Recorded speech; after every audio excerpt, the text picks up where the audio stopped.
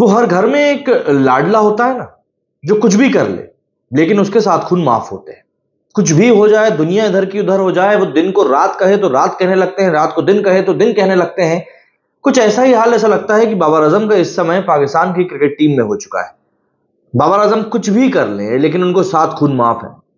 मौजूदा world cup में USA जैसी टीम से ये मुंह की खा के आए। उसके पहले आयरलैंड से हारे थे, उसके पहले न्यूजीलैंड की BCD पता नहीं कौन सी टीम आई थी, उससे घर में टाई किया था। लेकिन बाबर आजम को लेकर उसके बावजूद भी कोई उंगली नहीं उठ रही। और यहां पर हम लोगों को इस बारे में बात करना इसीलिए पड़ रहा है क्योंकि अब्दुल रजाक और वहाब रियाज की छुट्टी कर दी गई, जो कि सिलेक्शन कमेटी के मेंबर थे। अब आप बोलोगे तुमको क्या करना है यार, मतलब वो तो ठीक है, हटा दिया। देखो, बात दरअसल ये है, पाकिस्तान क्रिकेट में इतनी ज्यादा चीजें बदल रही हैं ना। अगर हम लोग 2023 के वर्ल्ड कप की बात करें, उसके बाद से इतनी ज्यादा चीजें बदल रही हैं। और उन सब चीजों के बीच में अगर कोई व्यक्ति है जिसके ऊपर कोई सवाल नहीं उठा रहा है तो वो सिर्फ और सिर्फ बाबर आजम है। ये जो बाबर आजम के लिए एक नाजायज मोहब्बत इन पाकिस्तान वालों ने पाल के रखी है ना अपने दिल में, एक जबरदस्ती का जो उसको हीरो बना के रखा हुआ है और बोल दिया है कि नहीं भाई तुम तो कुछ भी कर लो लेकिन तुम्हें कोई टच नहीं करेगा। यही वाला एटीट्यूड जो है ना, ये पाकिस्तान को ऐसे गड्ढे में लेकर जा रहा है जहां से ये लोग कभी वापस नहीं आ पाएंगे। मैं ये नहीं कह रहा हूं कि वहाब रियाज या अब्दुल रजाक ने कोई बहुत बेहतरीन काम किया था, ये लोग भी अपनी जगह पर पोंगापनी कर रहे थे। मतलब एक अधेड़ उम्र के लोगों की लीग जाकर खेल रहे हैं और वहां पर इंडिया से जीतकर बोल रहे हैं कि हमने तो भैया T20 वर्ल्ड कप का बदला ले लिया। तो यार मुझको एक बात बताओ, क्या फूक के जाते हो तुम लोग? कौन सी लीग का कंपैरिजन तुम कौन सी लीग से कर रहे हो? कुछ लोगों ने मिलकर अपने मनोरंजन के लिए एक लीग शुरू कर दी और वहां पर जाकर तुम परफॉर्म करो। और मेरा मतलब है, अगर तुम इतना ही बोल रहे हो कि नहीं भैया हम तो बिल्कुल तैयार हैं और हमारी टीम ने तो भारत को हरा दिया, तो फिर तुम्हारी ये जवान लड़कों की टीम खेल ही क्यों रही है? उन डोकरों की टीम को ही भेज दो। अभी मैं बहुत दिनों से देख रहा हूं, मोहम्मद यूनुस बहुत बढ़िया क्रिकेटर थे, उनकी फिटनेस को लेकर काफी सारी बातें चल रही है सोशल मीडिया पर। तो भैया आप अपने खिलाड़ियों को बोलो ना कि वो इतने फिट हो जाए। हमारे आगे तो फिट है, हारे जीते वो सब बात की बात है, लेकिन वो फिट तो है कम से कम। अब ऐसे में जब मोहसिन नकवी ने बीच वर्ल्ड कप में कहा था कि अब हमें बड़ी सर्जरी की जरूरत है, तब एक बात तो तय थी कि बड़ी गाज गिरनी, लेकिन वो बड़ी गाज सिलेक्टर से शुरू होगी इस बात का अंदाजा नहीं था। दरअसल पाकिस्तान क्रिकेट में एक चीज देखी गई है कि यहां पर ना चीजें बहुत दिनों के लिए एक सी रहती नहीं है। इतनी जल्दी तो शायद गिरगिट भी रंग नहीं बदलता जितनी जल्दी पाकिस्तान क्रिकेट बोर्ड रंग बदल लेता है। और पाकिस्तान क्रिकेट बोर्ड भी आप किसको कहो, मतलब एक के बाद एक इनके अध्यक्ष बदलते रहते हैं। रमीज राजा, जका अशरफ, मोहम्मद मोहसिन नकवी, मतलब कोई एक हो जिसके इर्द गिर्द सब लोग घूम रहे हो तो समझ में भी आता है। और अब जब सर्जरी की शुरुआत हुई तो वो शुरुआत किससे हो गई? सिलेक्टर से। वहाब रियाज, मोहम्मद और अब्दुल रजाक वैसे भी कुछ ऐसा खास कर नहीं रहे थे, वो वैसे भी गालियां ही खा रहे थे। मतलब वहाब रियाज को तो मतलब बेगम तक कहा जाने लगा था, आप जब जानते ही हैं किसकी। अब ऐसे में सवाल ये उठता है कि आखिर बाबर आजम को उसकी गलतियों के लिए अकाउंटेबल कब ठहराया जाएगा?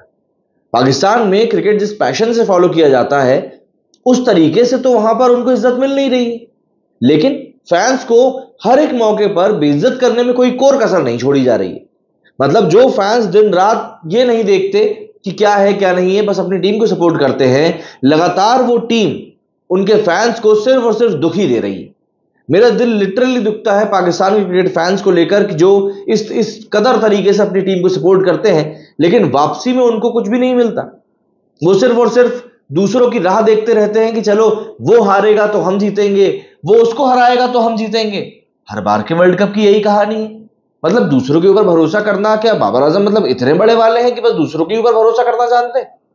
देखिए, मैं जानता हूं कि कई सारे बाबर आजम फैंस को मेरी बातें बुरी लग सकती हैं, लेकिन आपको समझना पड़ेगा बाबर आजम अब घर का वो नालायक बेटा हो चुका है जिसके के ऊपर दांव खेलना उसके घर को ही भारी पड़ने वाला है। अगर इस बात को आप जल्दी समझ जाए तो बेहतर होगा। शाहिद अफरीदी ने भी इसको लेकर सवाल उठाया है, लेकिन शाहिद अफरीदी की बात को पाकिस्तान में तवज्जो सिर्फ इसीलिए नहीं दिया जाता क्योंकि शाहिद अफरीदी जब भी बाबर की बुराई करना शुरू करते हैं तो उस चीज को सीधे कनेक्ट कर दिया जाता है उनके दामाद शाहीन शाह अफरीदी से।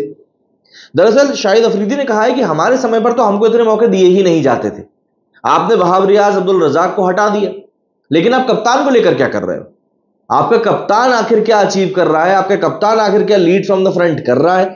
आपका कप्तान कुछ कर नहीं रहा है, लेकिन आप कप्तान को छोड़कर सबको हटाने के लिए तैयार बैठे हुए। और अब समय हो चुका है जब हमने बाबर आजम को बहुत मौके दे लिए। अब वक्त आ चुका है कि हमें बाबर आजम से आगे बढ़ने की जरूरत है। और देखिए ये चीज जरूरी इसलिए भी हो जाती है क्योंकि बाबर आजम को आप किसी न किसी पॉइंट पर तो अकाउंटेबल ठहराना पड़ेगा ना।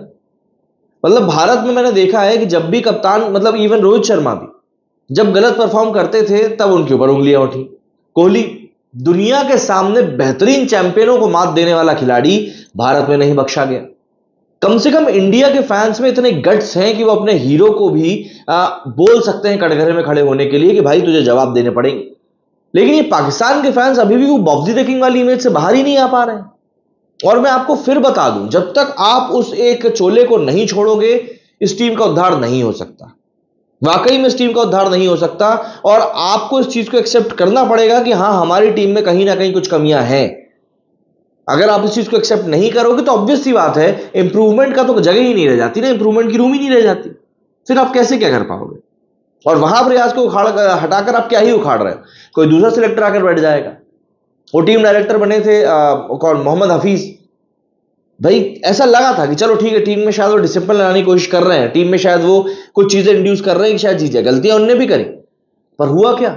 उनको दिक्कत हो गई खिलाड़ियों को कि ये हमें सोने नहीं दे रहा ड्रेसिंग रूम में, इसको हटाओ।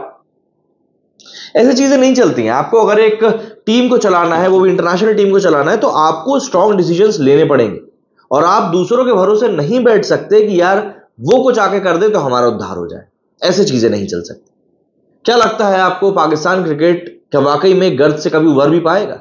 कमेंट करके अपनी राय जरूर बताइएगा। मेरी इस वीडियो फिलहाल इतना ही। जय हिंद, जय भारत।